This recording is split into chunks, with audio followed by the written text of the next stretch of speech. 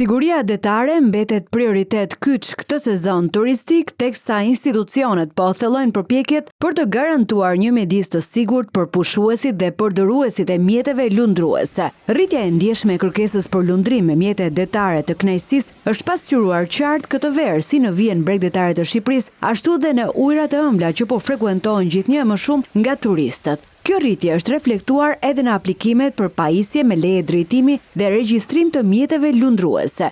Janë shumë mjete, jemi pak njerëz, por neve po bëjmë çmos që të mos lejojmë që mjetet që nuk plotësojnë standardet për të kryer udhëtime turistike të mos lejohen të dalin në det. Harizi sqaron se cilat kategori lejohet të marrin ose jo pasagjerë në bord. Personat që kanë kategorinë B të lejes së drejtimit duhet ta kenë të qartë sepse nuk u lejohet që të mbajnë pasagjerë. Domethënë do drejtojnë mjetet e tyre kënaqësisë, por nuk duhet marrin më shumë se 12 persona në bord.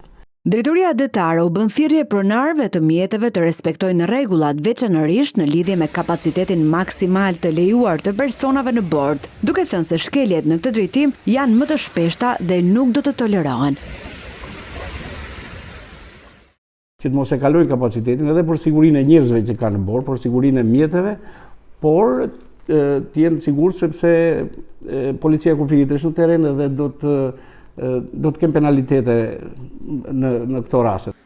Sa i përket vendbazimeve të mjeteve turistike në zonën bregdetare të Durrësit, Harizi thotë se vendimi merret nga bashkia, por ata japin mendimin e tyre mbi korridorin ku duhet të kalojnë. Roli jonë si drejtori është për të dhënë mendim për mënyrën se si është konceptuar vendbazimi apo për rrugkalimet që janë përcaktuar për mjetet detare që duhet kalojnë aty. Me afrimin e sezonit turistik, institucionet përgjegjëse nënvizojnë rëndësinë e respektimit të rregullave për të garantuar sigurinë në ujë dhe një eksperiencë pozitive për pushuesit vendas dhe të huaj.